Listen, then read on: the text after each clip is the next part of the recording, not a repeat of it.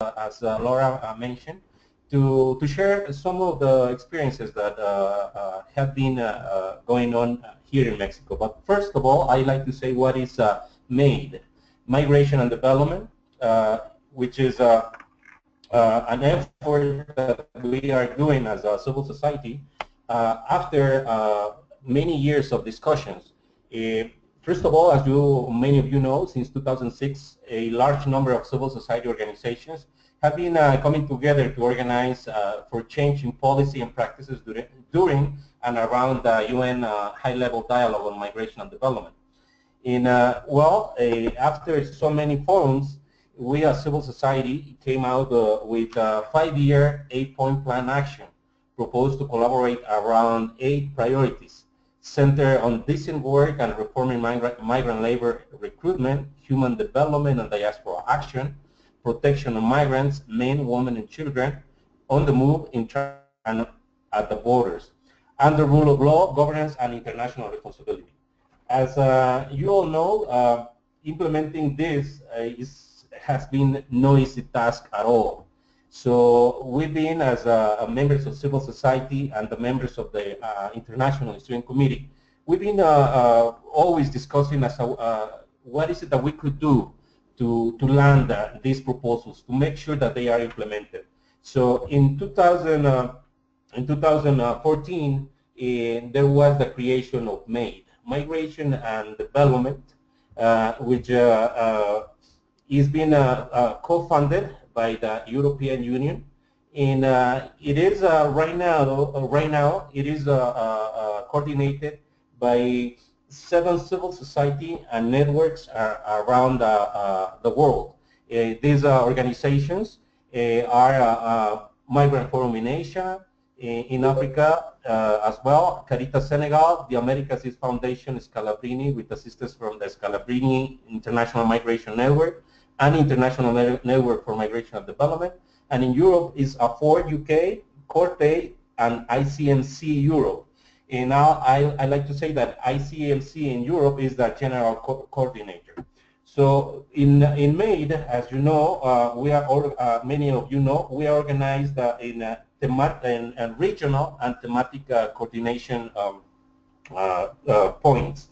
In the case of now, on this webinar, what will bring us here is that we will focus specifically on women on migration, and to share specifically a case from Mexico where the UN Women Office in Mexico has been working for more than a year to link their non-binding proposals and outcomes on seminars, webinars, and other spaces of dialogue that, there have been a lot of proposals. We need to listen from them how they've been able to link this with the binding processes with government at local level in Mexico and with some other governments or committees at the UN level. And as you know, many of us, we do a lot of forums, a lot of seminars and everything. And what happens here is that it's been more like an intellectual exercise right now. So the challenge that we have is how we as civil society can work together to link the non-binding proposals or outcomes we have with the binding processes at the global and local level to obligate the states and to start implementing new policies and actions that are better protected, that better protect migrant women, children, and migration overall. So for that, we have 3 experts on this that will tell us and explain to us how is it that they are doing it. First, with us, Rodolfo Córdova will speak to us as of how is it that there is a lot of outcomes. How do we manage to link this to the binding processes? So without me speaking a lot more, I would like to ask Rodolfo Córdova to start with his participation. He has 15 minutes, and I will ask all the participants to write me in private or on the public chat if there is any question that you want me to do to the speakers, first is Rodolfo is going to tell us about that, how to avoid the trap of getting only discussion and intellectual exercises. How do we go to a more action-oriented initiatives? And after that, Mónica Corona will share the process that they lead. They already lead in and co-convene with other networks, which was aimed to foster the work of civil society with the CMW and the CEDAW committees at the UN level. And after that, Gretchen will share with us their experience here in Mexico as of how it is also important to link these processes, not only at the global level, but particularly at the local level. How do we bring all this to an action-oriented processes? So without more saying, Rodolfo, please go ahead and share with us your perspective.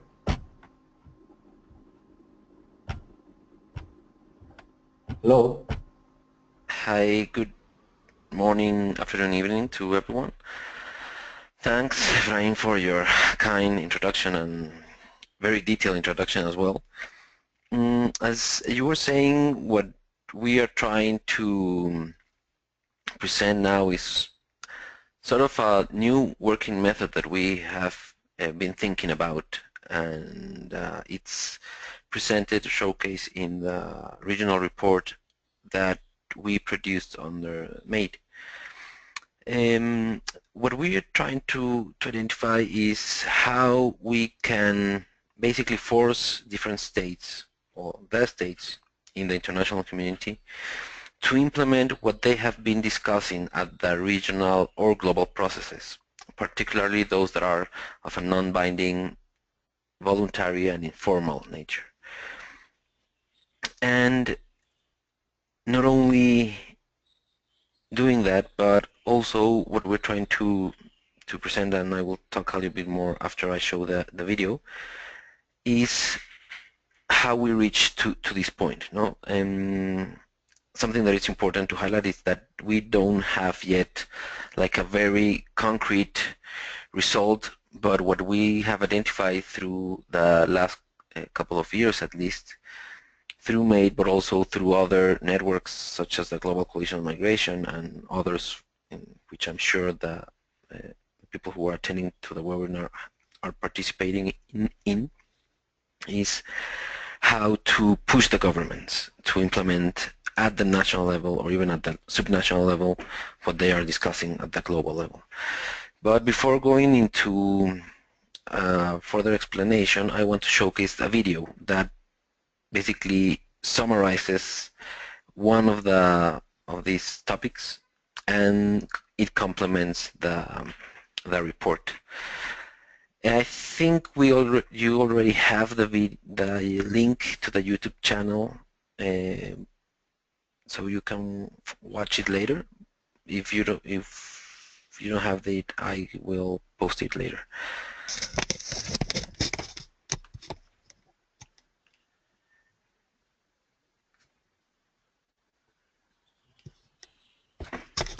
Can you see my screen? Sorry for asking, but I just want to be sure that. Yes. Yes, we yes. can. Okay.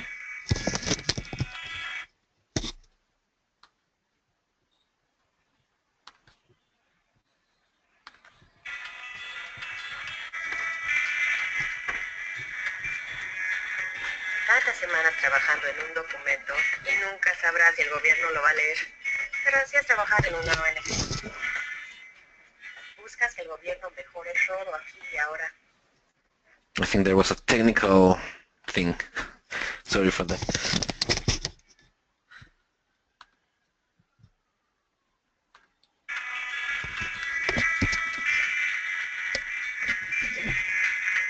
Tantas semanas trabajando en un documento y nunca sabrás si el gobierno lo va a leer. Pero así es trabajar en una ONG. Buscas que el gobierno mejore todo aquí y ahora, pero tus únicas armas son tu correo y una fotocopiadora y mucho café.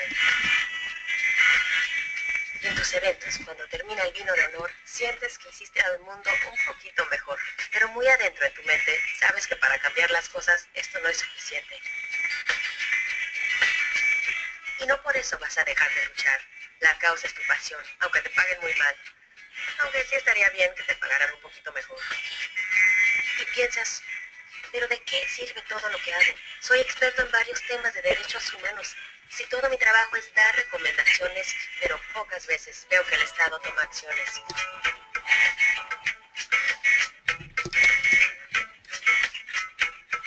Después de muchas horas nalga acumuladas en mis 40s, te doy este tip con el que podrás hacer a las autoridades rendir cuentas.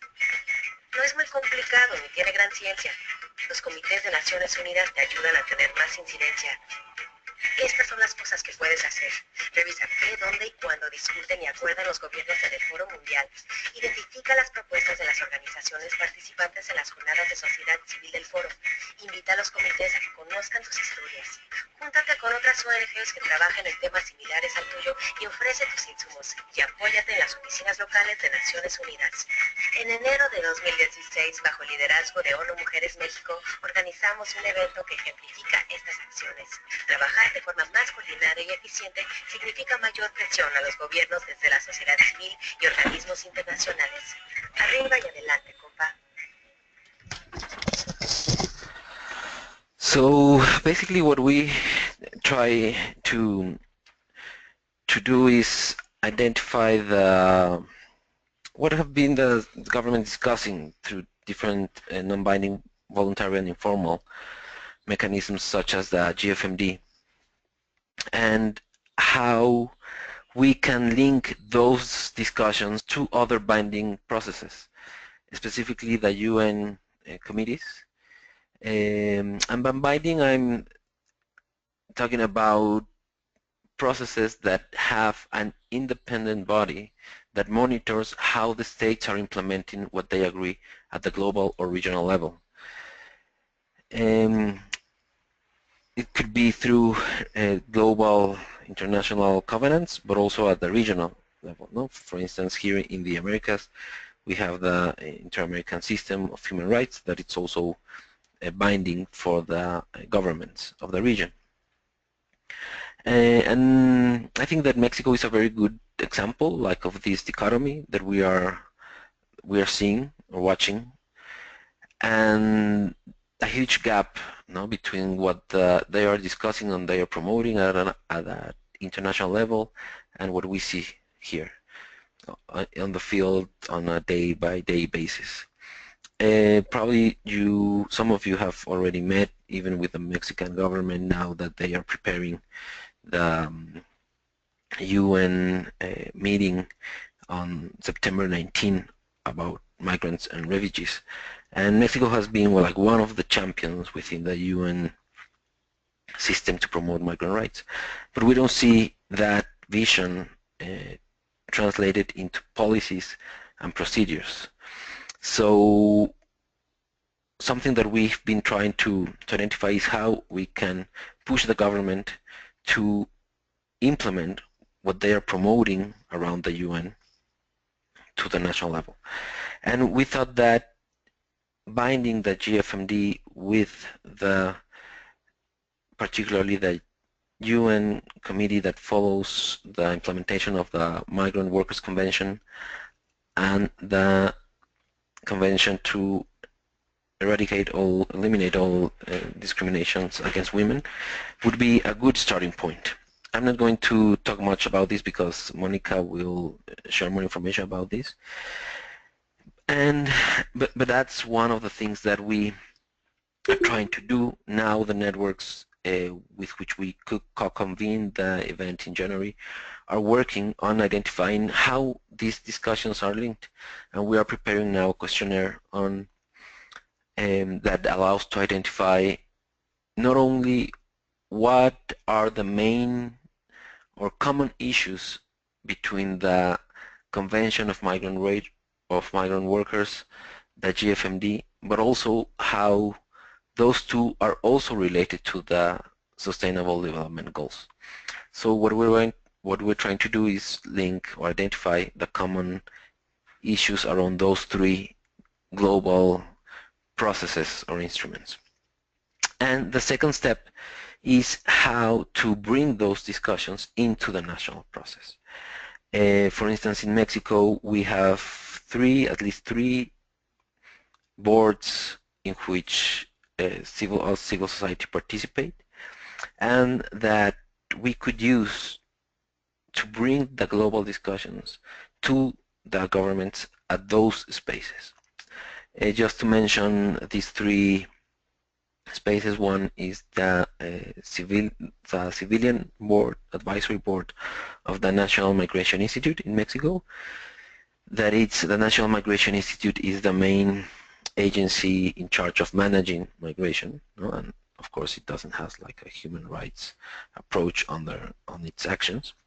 And IMUMI, the organization that Gretchen is directing, holds the presidency of that space now. Second one is the advisory board on migration policy, the Ministry of the Interior, in which other agencies of the national government and subnational governments participate. Efrain is part of that one, and I think Gretchen as well. And the third one is the board for the Institute for the Mexicans Abroad. So something that we have been discussing here and that the report tries to convey is the fact that we could use those spaces at the national level to push the governments to start implementing what they are discussing. Just very quickly, I don't want to talk too much, but I think it's important for us to share with you how we reached to this stage and how we think about this proposal. Under MAID, we organized 3 regional meetings in 2014, in which we were able to identify what were the main issues, the pressing issues for migrants, their families, and their communities. In those 3 regional events of 2014, a total of 250 people of 22 countries of the region participated.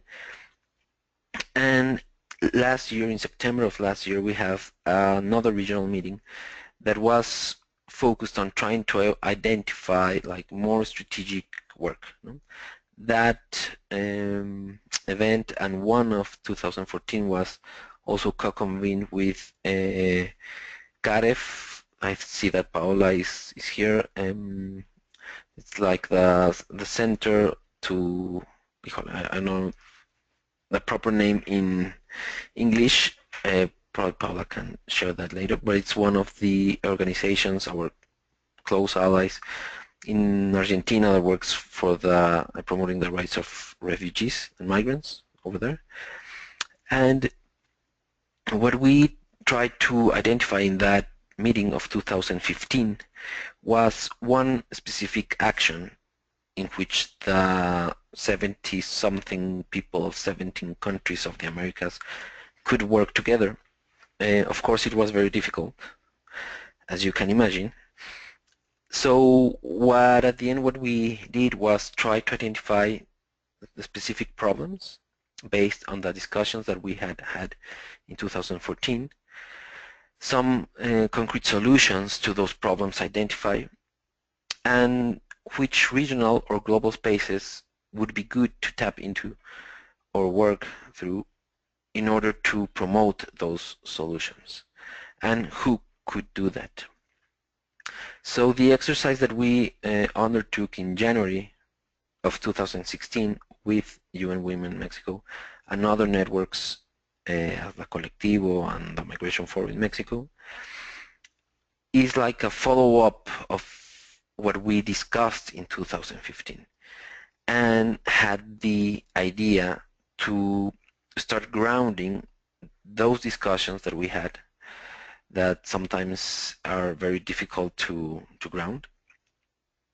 So the idea was to ground the discussions and start strategizing around 3 of those regional and global spaces, in this case, that we identify in 2015. These spaces are the Global Forum and these two UN committees that follow up on the implementations in Mexico of how the government is implementing these two international covenants. So I think I will leave it here if that's okay. And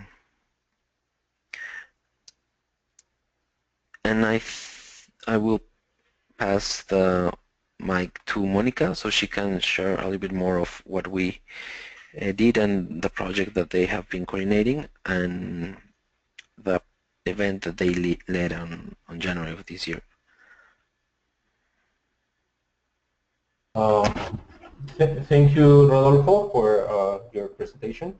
I will kindly ask Mónica Corona from UN Women in Mexico to share with us how is it that you were able to start this co-convene process with other networks to foster the work of civil society with the Committee on Migrant Workers and the Committee on Elimination of Discrimination Against Women. How is it that you were able to bring all these recommendations from the civil society and make some binding agreements with them? Please, Mónica, share with us.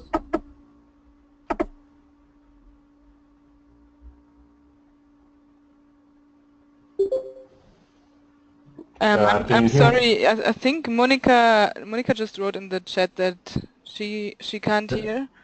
I will just answer in the chat because if she doesn't hear us. Maybe Sophie, can you hear us now? Because to Sophie the same happened. Okay, so I will write Mónica that she maybe has to log off and log in again. Yeah, I'm sorry for this technical issue. Let's see, it says can hear voice.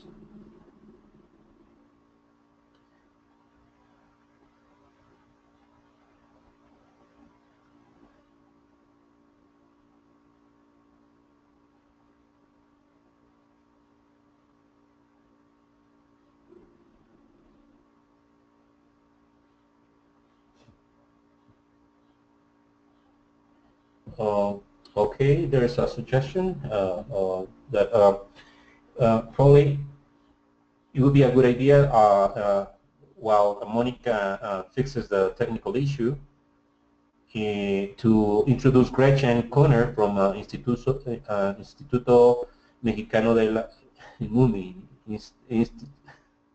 I'm sorry, Gretchen. I know it in Spanish. It's el Instituto de las Mujeres en Migración, but I don't remember how to say it in English. I'd like to hear we would like to hear the experience of working both at the global level, particularly with the Global Forum on Migration and Development, and the national level through the Strategic Civilian Advisory Board on Migration Policies in Mexico. How do we link all these proposals and all this work that we have been getting as outcomes from these seminars, webinars, and everywhere? How do we link them and to make them into more binding processes at the local level? So please, Gretchen, if you can start, and then we go back to Mónica when she fixes the technical issue. Okay, thank you. Good morning, good afternoon. I'm going to put my little presentation up on the screen. Can you hear me? Yes, we can hear you. Okay. So thank you, Efrain. As Efrain was saying, and Rodolfo, I work in an organization called Instituto para las Mujeres en la Migración, which in English is Institute for Women in Migration. And we are going to talk just a tiny bit today about some of the experiences that we've had trying to work both on an international level and also a national level. And really, I wanted to take advantage of the opportunity to have people with much more experience on the line so that we could talk about some of the questions that we're asking. Okay, so the first one is how we can utilize national civil society and advocacy spaces within the Global Forum on Migration and Development in order to push both the national agenda and also the international agenda. Then how can we create synergies to ensure government compliance on on a local level, on a national level, with commitments made during the GFMD. And then we're also trying to think about, IMUMI has been participating through a national or regional civil society organization called Colectivo para las Américas, Migración en las Américas, so Collective for Migration in the Americas, has had the opportunity to participate in the Global Forum on Migration and Development during the last several years. But sometimes people would come back and report back, and I think it's similar to what Rodolfo was saying, and say, wow, you know, Mexico on an international level has a really good dialogue. They make these, you know, kind of aspirational commitments, but how can we work these into what we're trying to accomplish on a national level? So those are kind of the questions that we're trying to deal with both as an organization, but also as a regional civil society network. Okay, so I just put some background here, kind of I was going through in my mind what we had done and how we began to learn about it, because IMUMI is a relatively young organization, began in 2010, and so we really only started exploring what the specific issues are to women in migration regionally and internationally when we began in 2010. So we didn't really have you know, an international framework at that time. We were really exploring at a regional level, you know, what's happening with women in migration, what are the flows like, what are the stocks, what's the situation for women, Mexican women migrants in the United States, the whole issue of transit migration for Central Americans through Mexico is a huge issue, as you probably know. So it's really been a process for us, and I'll just leave the slides you know, to be read at another time. It's just part of our process. But one of the things that's been important to us is working both with the regional COMPA, but also on an international level with the Women Global Migration Working Group, which I understand is now going to have a new name. I think Carol's on the line. But that was a way for us to talk to other organizations working on issues of women in migration and begin to see that a lot of times women really have common threads or common themes throughout the world.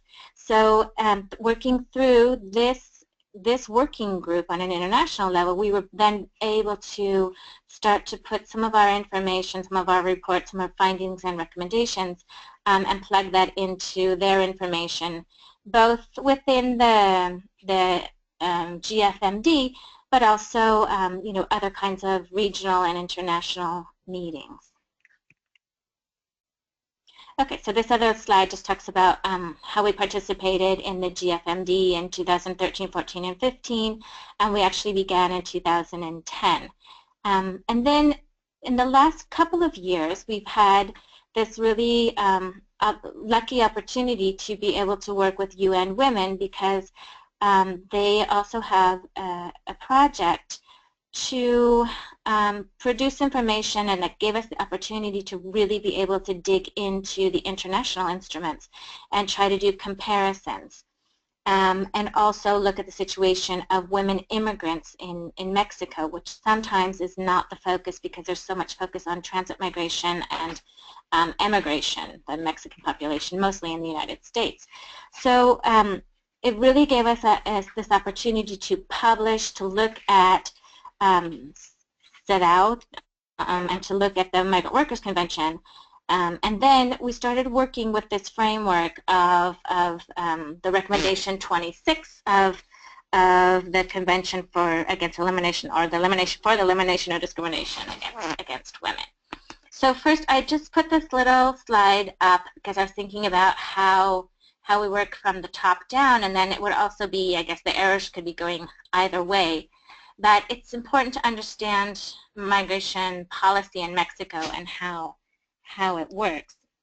So one of the advantages that we have, and I think Carol just put a little note, you know, on a side about countries that haven't ratified these conventions, but in Mexico ratifies almost all of the international instruments, and so things on paper in Mexico are often in perfect form.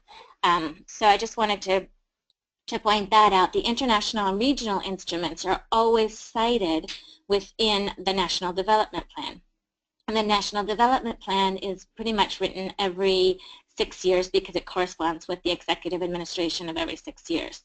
And in this particular 6-year period that we're in right now, which is from basically 2013 to 2018, this is the first time that civil society, through this network, the COMPA network, was able to plug in information about migration and have a national migration policy. So that's been something that's been really helpful to us as a framework, because we have international regional instruments that are cited within the specific migration policy in Mexico.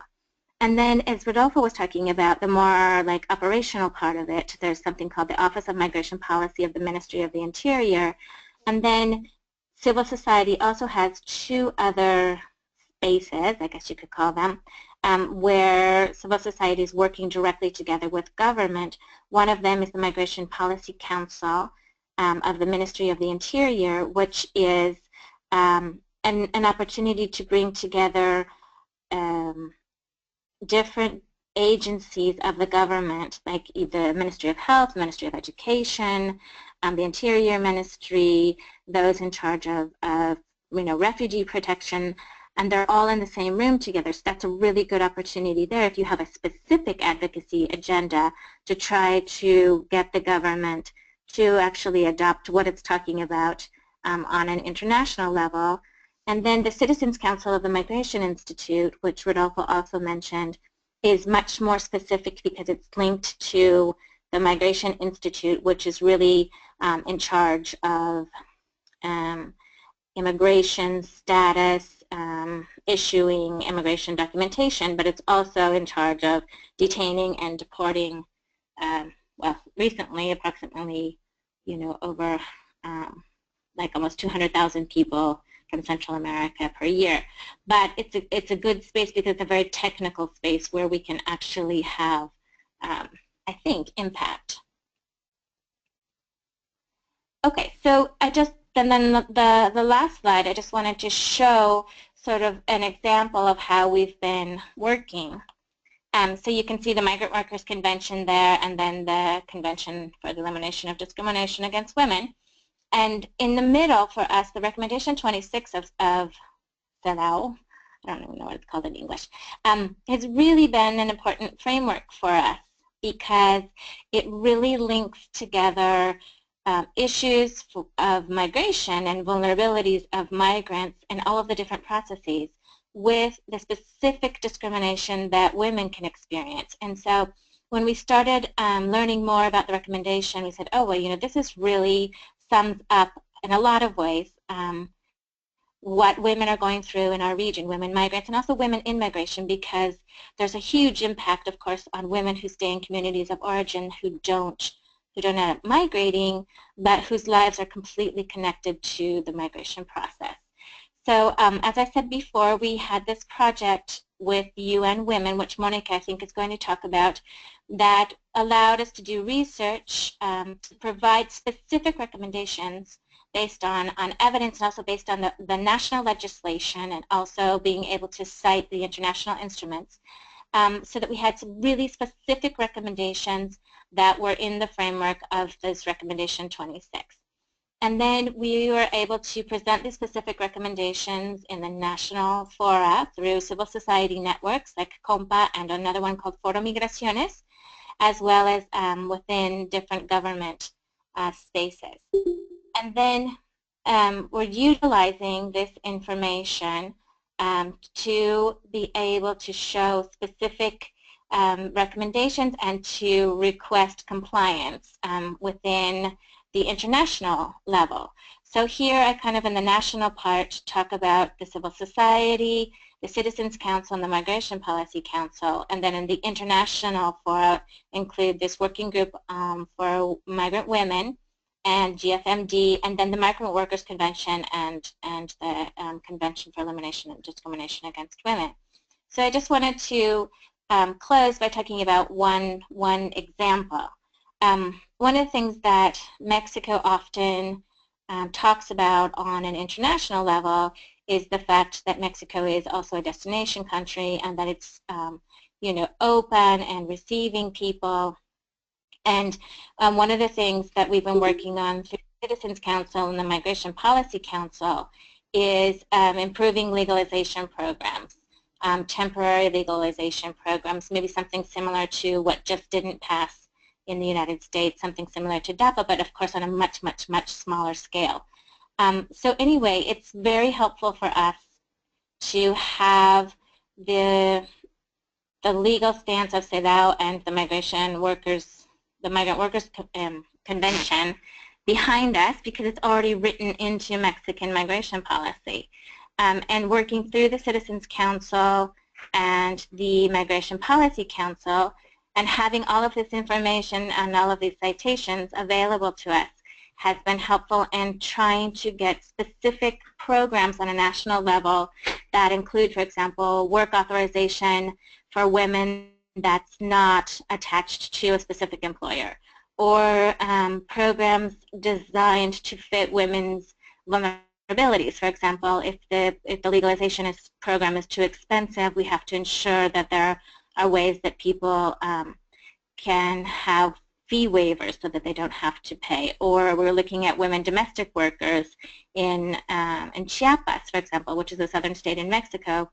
And domestic workers don't have any time off, and if they do, then it's on Sunday mornings, and none of the government agencies are open. So those kinds of really specific problems that we've been able to push through these civil society spaces, but I don't think that we would have been able to do it if we hadn't had the information, the recommendation behind us, and kind of the opportunity with UN Women to really be able to go through and identify you know, which one of the international instruments and also national laws support that work. So I think that's what I wanted to present today, and I'm not sure how I'm doing with time.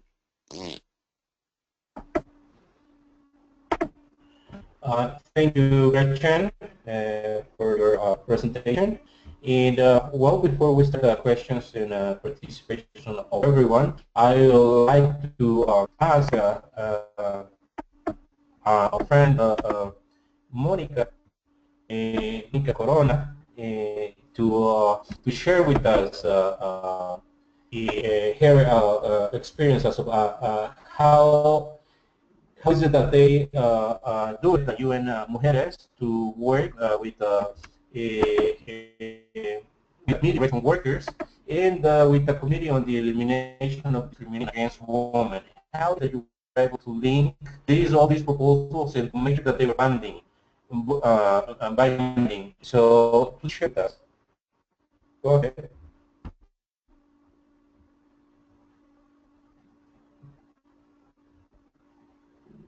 Are you there, Mónica?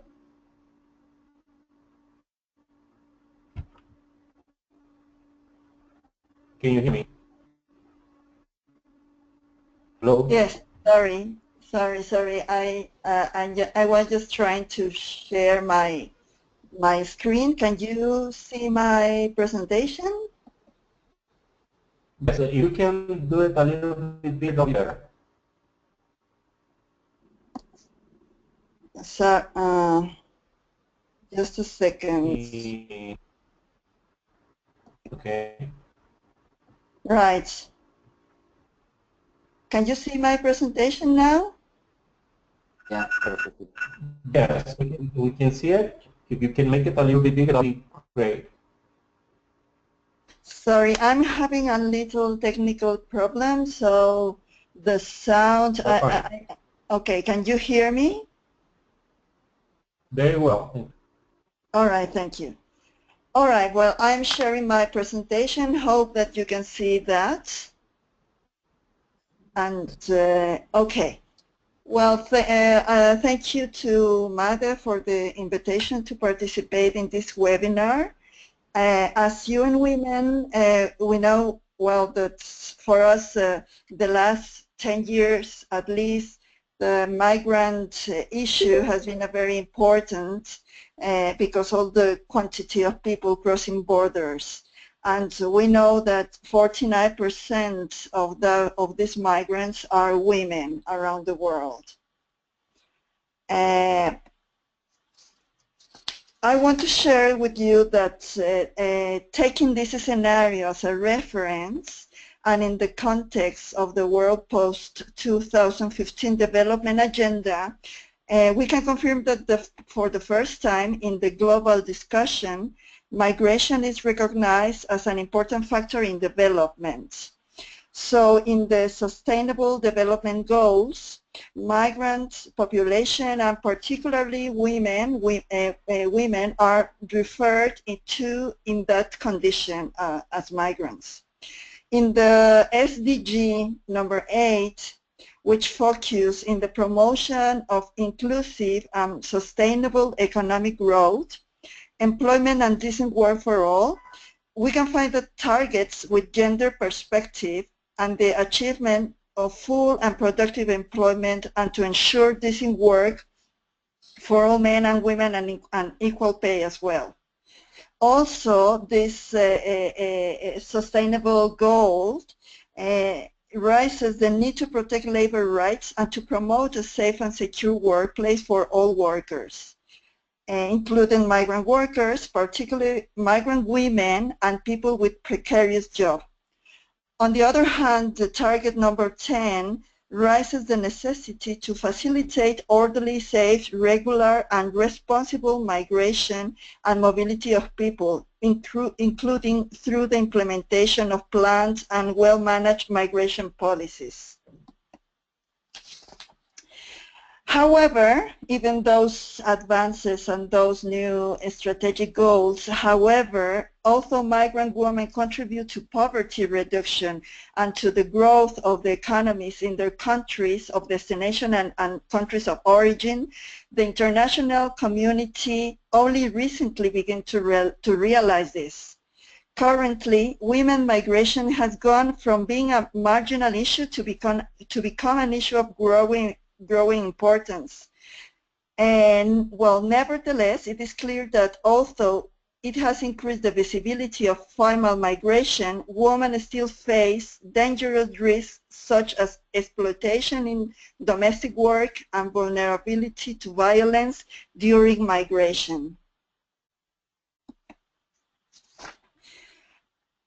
Therefore, for us in UN and especially in UN Women, we think that to regulate the work of migrant women and ensure their rights according to international standards is a key equality issue and is key in all aspects of development. With this in mind, the international community and international organizations has developed a series of instruments for the protection of the rights of women migrant workers. We know that the Convention on Migrant Workers, the CMW, we know that that one is the main instrument of protection of the rights of migrants. Anyway, having even this CMW have the general observation number 1 on domestic workers, this doesn't consider the situation and needs of women migrant workers. So that is still something that to be attended. In this context, however, the Convention on the Elimination of All Forms of Discrimination Against Women, best known as CEDAW, became an important instrument for the issue of migrant women. This CEDAW, this convention, has a general recommendation that is very specific to women on migration, and is the recommendation number 26, as already Gretchen talked about.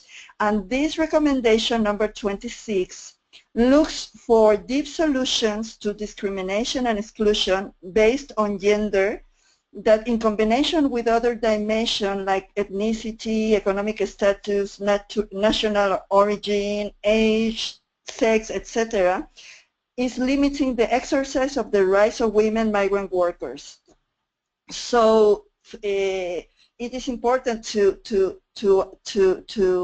say that General Recommendation 26 is focused in and address the situation of women migrant workers, specifically those migrants who perform or who are into underpaid jobs and they are at risk of abuse and discrimination, and they have a high probability of not meeting the requirements for permanent residency or citizenships in the countries of destiny. With the intention and with the aim of linking both conventions, the CMW and the CEDAW, UN Women, with the help and with the covenant of the Office of the National Human Rights High Commissioner, and in collaboration with the network that already Rodolfo and Gretchen talked about, the COMPA and the Foro Migraciones, and especially in collaboration with MADE, with the MADE, Migration and Development Civil Society Network, organized this year in January the Forum for the Monitoring of the Observations and Recommendations to Mexico by the CMW and the CEDAW. This event convened two experts of both committees, and in this strategic event participate 68 Mexican civil society organizations for the discussion of the interlinks between the two conventions within the framework of the forthcoming reports that Mexico will present to both the Committee of Migrant Workers in 2017 and for the CEDAW Committee in this year, 2016. The forum was organized to strengthen the skills and advocacy capacity of the participant organizations and networks focused on the promotion and protection of the rights of migrant workers and women, particularly focusing on enhancing capacities to prepare alternative or shadow reports due this year to present to both committees.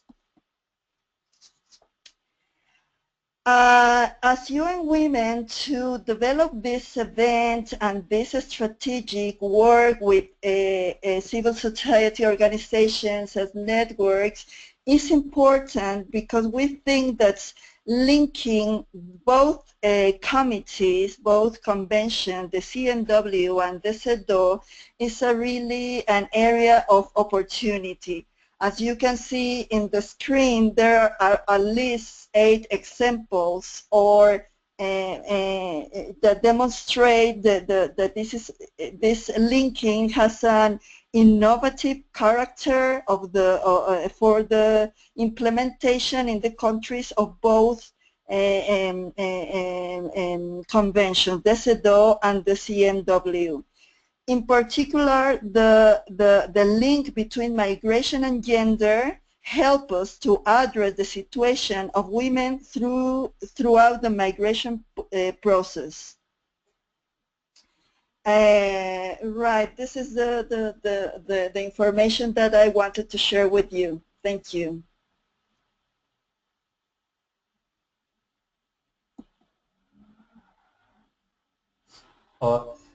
Thank you, Mónica. Sorry, I had some technical issue. So, we have already listened to our 3 speakers. We will proceed to the open space of comments, questions, and all you may have. And before that, I will ask the 3 speakers, and of course their participants, if some of you can contribute as of how do we proceed from here. We have many challenges ahead as of how to be effective, making our governments more accountable, and of course as of how we can transform all these recommendations and good proposals into action-oriented policy. So the question that I would leave on the floor would be, where do we start? Do any of you have any roadmap that we share, like what precisely you did without giving a lot of context? And what do we do? What is it that we require to be really effective into making that all the recommendations are implemented as of now? This is a challenge not only in the theme of on women's and migration, but in all themes that we have at GFMD and other civil society processes. So with this, you can write your questions publicly, or just ask to speak and go ahead. Feel free to do it. I think there on the chat I'm seeing some ideas already. I don't know, Carol, would you like to share what you're thinking about, like the well, first the example, no, that you mentioned in the U.S. And I think it's good to highlight that the fact that countries do not ratify the conventions doesn't mean that there could not be other forms in which we cannot push the governments, particularly local governments, to implement those the content of the conventions. No?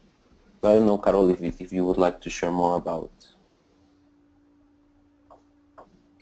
Okay.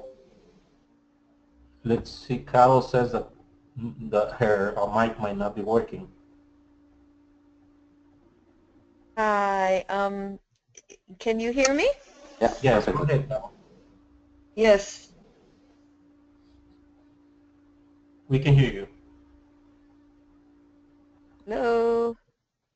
Yeah. Yes. Go ahead, Carol. We are not hearing now.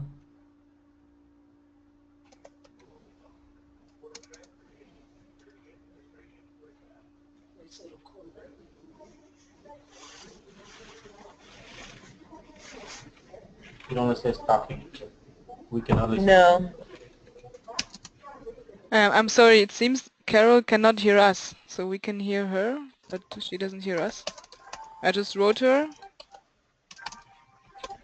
Okay, hi everyone. It sounds like you can hear me, but I can't hear you, so I'll just make a couple of comments. Yeah, I was saying in the comment line that, as you all know, U.S. I think maybe one of the only countries in the world that hasn't ratified CEDAW, and neither has it ratified the Migrant Rights Convention. And we have maybe a 15, 20-year-old process now of feminist organizations working at a municipal level to get CEDAW passed by a city council, and then working across all of the different agencies at a city level to implement CEDAW. And the model for that is San Francisco, California. But now there's a whole national network of groups that are trying to do that at the municipal level. So in an effort to try to do an end run around the federal government, in New York City they're trying to do that by linking CEDAW and CERD, the Convention Against Racial Discrimination. So I was just noting that, you know, there hasn't been any thinking about how we would bring in the Migrant Rights Convention into that more municipal and localized level, but it's an interesting experiment, and we're all really eager to see what you all have done in Mexico in linking CEDAW and the Migrant Rights Convention in your shadow report, so that we can begin to experiment with that as well. Thanks.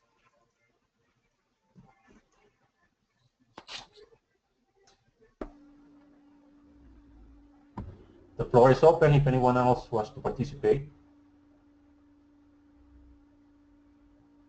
So this is Gretchen. And thank you, Carol, for talking about that. It's always kind of the opposite problem between Mexico and the United States. The U.S. doesn't sign anything, but then you can have, you know, real substantive, I think, changes in work sometimes. And in Mexico signs absolutely everything. So we have the perfect legal and international framework, but we have a much more difficult time working to have things implemented on a local level. So I think, you know, this is an experiment for us. We're just writing the shadow or alternative report right now because IMUMI and I think probably the other organization members of COMPA and Foro Migraciones haven't participated in the CEDAW process before, you know, because it's usually the feminist organizations and their focus is on sexual and reproductive rights.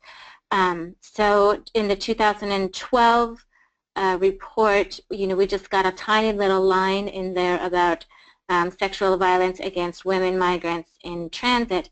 But this year, through the National Autonomous University of Mexico, there's a office through UNESCO there who actually coordinates the feminist organizations, and because of this project with UN Women, we have now enough information that combines migrant worker women, migrant workers' rights, and the CEDAW framework, especially with the General Recommendation 26, so that we are trying to put together this kind of special alternative report. But of course, I will send it to you when we have it. It's an experimental stage. We're writing it right now because the Mexican government is going to present its report probably next month. But it looks like they're not going to, be heard until 2017 or 2018.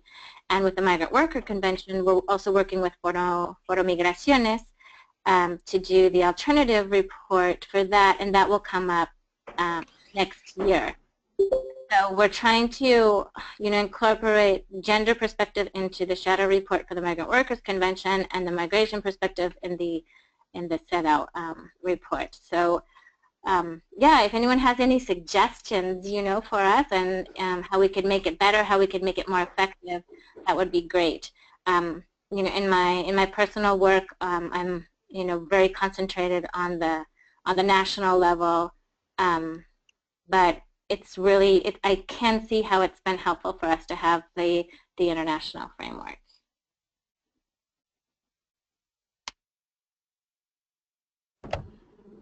Thank you, Gretchen. Does anyone else like to participate? Yeah, Efrain, this is Scifil from Bangladesh.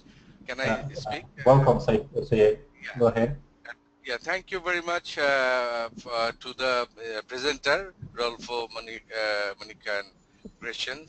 Very, very comprehensive information we got in the other part of the world, because we are also facing a lot of problems with the women's migration, particularly domestic workers.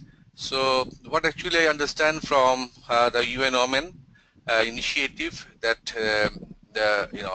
how they can work together, the two committees of Migrant Workers Convention and CEDAW, and we know that there is a general recommendation to 26 is very important. We are also advocating on that issues here at the national level, but it's very difficult, challenging that the migrations, those who are migrating to different countries, the countries of destination, mostly from our countries or from the South Asia, the domestic workers or the women's migrations happens in Gulf region, where they are not in a party of any kinds of conventions. Even so, for my knowledge, that UN Women's or ILO are not also in the office over there. But yes, in the committee, I found that in the committee on migrant workers, they are also frustrated because so many years, committee members are there are also a lot of shadow reports going on and then recommendations coming, but in practically it's not affecting to the country those who are bringing the migrant workers, even those who are sending to different countries, because there is no any binding relationship, binding tools, because even now some of the countries like South Asia, we don't have any bilateral agreement where we are sending our citizens, our migrant workers. Only in the name of MOU, Memorandum of Understanding, they are going there, and even they don't have any legal binding for for security or any kinds of. So this is actually very important, that what actually the initiative in Mexico has taken, that they are going together with same Convention on Migrant Workers and CEDAW, if they can comes together, because they are the UN agencies are there for so looking on to this, they have some kinds of binding procedures or so it is very good, but it should be my sense that every countries have the Office of UN Women's and also the other UN agencies, so they have to come forward, and also the civil society also be united, and we also have to take the advocacy, and also bring this to the multilateral fora like GFMD and other so this is very important. Otherwise, we have to see that what is actually going in implementation level. We have a lot of recommendations, we have a lot of international treaties and laws and other things, but in the implementing things, there is no monitoring. Even there is no monitoring in the United Nations to see how the migrations is going on. There is no framework for the women's migration, and not only that, the women are not only migrate, also the women, those who are left behind, the family members, they are also feels insecure, and they are having a lot of problems.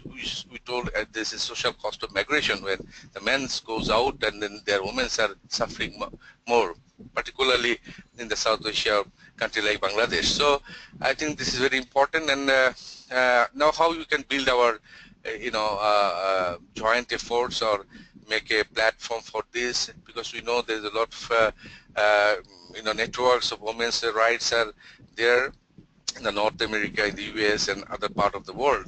But I think this is the time that we should have some kind of global perspective of to see the issues and how we can use this platform, use this the process like this Convention on Migrant Workers and the CEDAW committees, because shadow report is there. Maybe we can have a joint shadow reports, but still when the report is there and how much it is implementing, when the recommendations are there, maybe some countries are focused, but we don't see since last couple of decades that anything is changing. So I think we have to think about this. Thank you.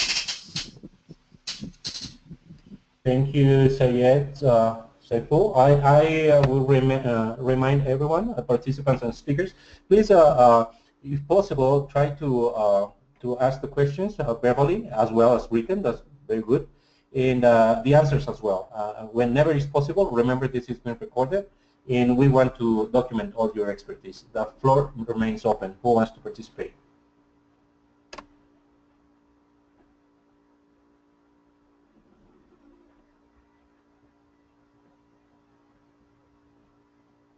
Hi, this is Gretchen.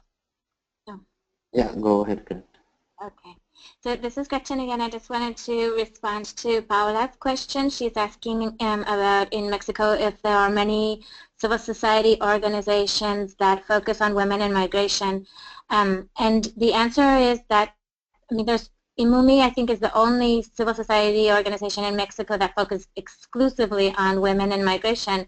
But, one of our big challenges has been working with other organizations in Mexico that work on migration, and helping and training and talking with them, and they're also helping us to figure out how the gender perspective and women migration can be taken up in all of the organizations that work on migration. So the specific answer is that there aren't tons of organizations that have this perspective that are willing to participate in the shadow report that we're trying to put together, but there are probably 5 or 6 organizations that are going to be the core organizations working on it. And then, we have this huge network, which is so helpful. So we know, in Chiapas, who's working with women in communities of origin, and and who's working on access to education, who's working on sexual violence in transit. So we're going to try to pull all of that information from people's experiences together in the report. So really, IMUMI is just having a coordinating function.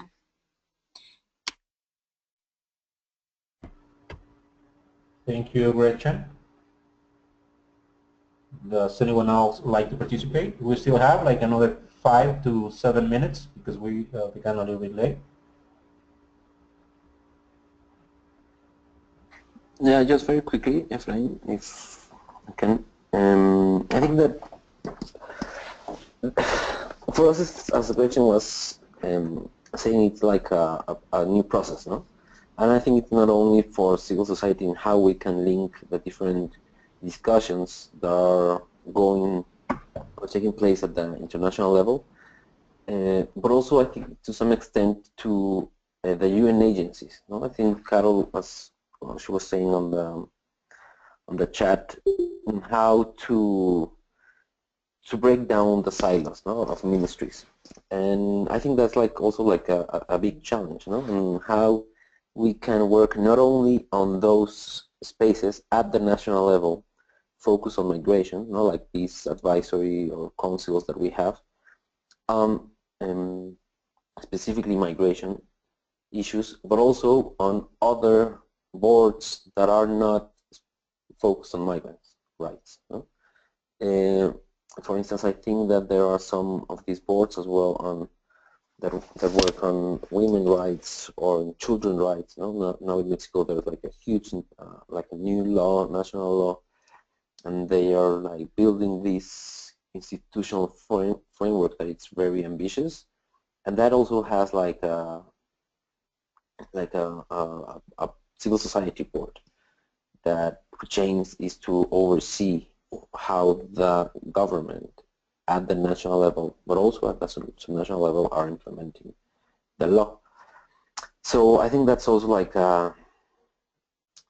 it's a challenge, but I think it also can be like a next step. You know, how we can polish more our strategies to identify what the different spaces are at the national level, and how those spaces can be related or can be used to ground the discussions that are happening at the regional and global level. And the other thing is that how we can work with different networks, and not only like the, in quotation, like the migrant community. No? I think that's also like an interesting challenge, and I think it's also, it could also be like a next step, how we can have a more strong alliance with different movements, no, like indigenous movements, those who are fighting and defending the land, and organizations that are the rights of children, and so on. So, and I think that what we are trying to propose in the report with the different allies that we have is that we can, that the only way we can push forward our agenda is if we start doing things differently. You know? Because also we can see that several spaces at the global and the national level are shrinking for civil society. So we need to rethink our strategies and our tactics.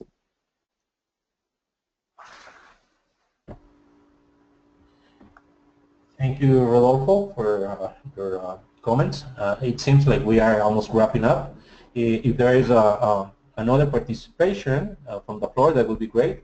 If not, I would ask the speakers to say your wrap-up comments within 1 minute, and then after that, I will ask Laura to close, to give some closing remarks, and then it seems like we are almost finished on the webinar. So if there is anyone else on the floor, please go ahead.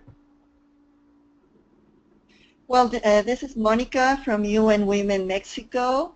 I want to thank for the invitation to participate in this webinar.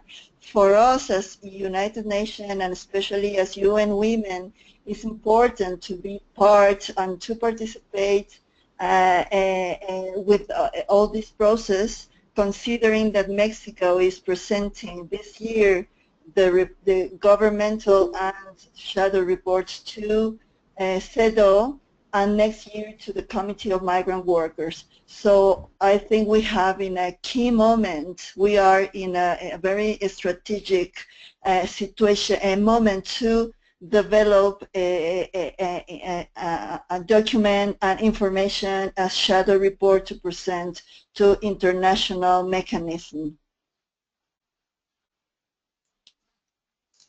Thank you, Mónica. Does anyone else wants to participate from the floor? Or Rodolfo, do you have any closing remarks? Well, no, just to thank you all for joining us, and I'm certain that, I mean, this is not like a new discussion. I think that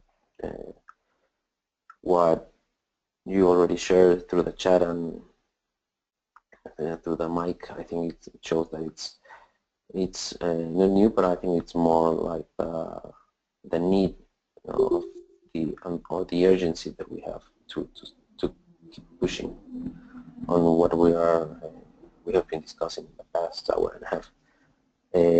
So I'm certain that we will keep not only meeting but trying to strategize together on how to do this. All right, thank you, Rodolfo. Does anyone else? Yeah, sorry. I thought that the meeting was going to start 15:30 GMT +1. I missed it somehow. Yes. What time do you have there? Here in Mexico, it's 9:50 a.m. It's the webinar is being recorded, so and we're going to share the link as soon as we put it in on the website. Okay, thanks. I just think I got okay.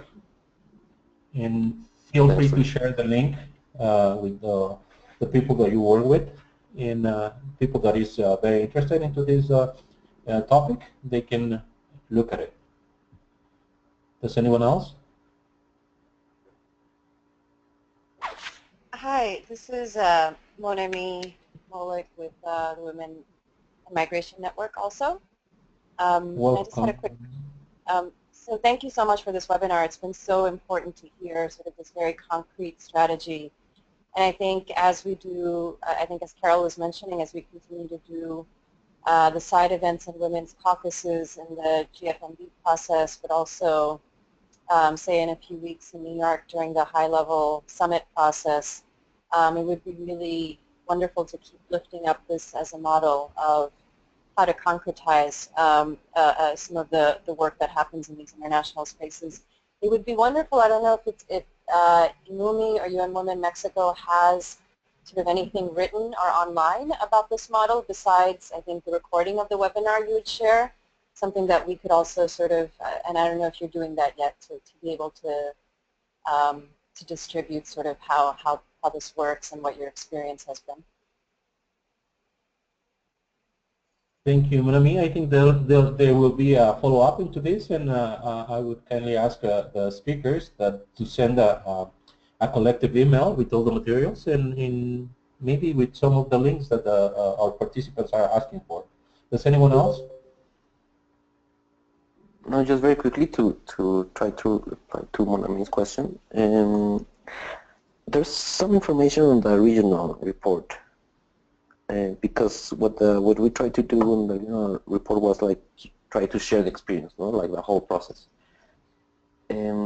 So there's some information over there, and I think that we will have more in the next month. So probably before the, or well, I know before the 18th of July, when the informal hearings will take place. But probably by the end of July, we'll have something drafted based on this idea of linking both conventions. But there's something already in the original report that could work. All right, thank you, Rodolfo. I think we are right on time to close the webinar. And thank you, Rodolfo, for your participation. Mónica Corona and Gretchen had to leave. She had to run to the airport. And it's been a pleasure for me to be moderating this webinar. And I'd like to hear if Laura wants to close the webinar, and if there's any other things that we need to discuss here. But I think we are right on time, so please go ahead, Laura. It's been a pleasure for me to be here, and I look forward to be more effective into making our governments more accountable. Thank you very much, Efrain. I'm also very thankful that you that spontaneously accepted this little challenge, and yeah, I'm very satisfied with the webinar. I hope you all enjoyed it, and I really apologize for the wrong time that was posted in some places, but I can assure you there will be a lot of follow-up. So on the one hand, we will soon upload the webinar on our YouTube channel.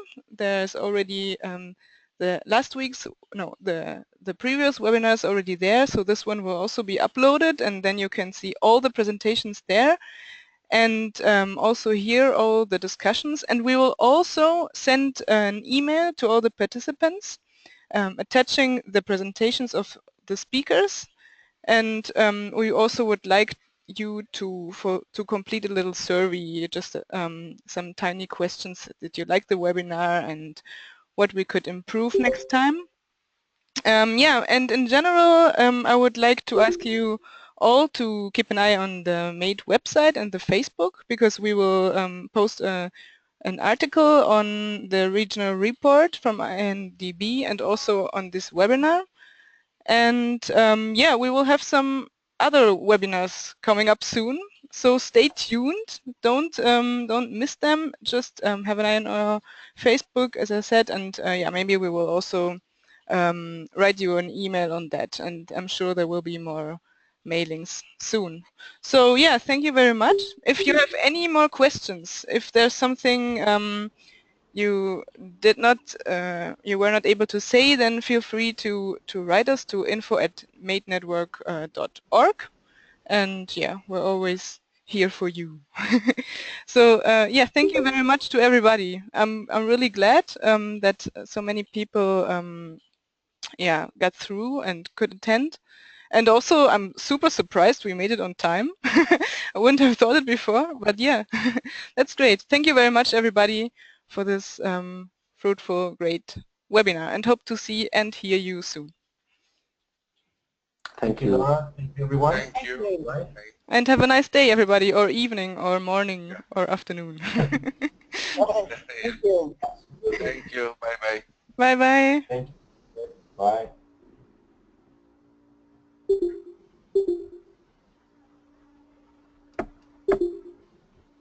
Ciao.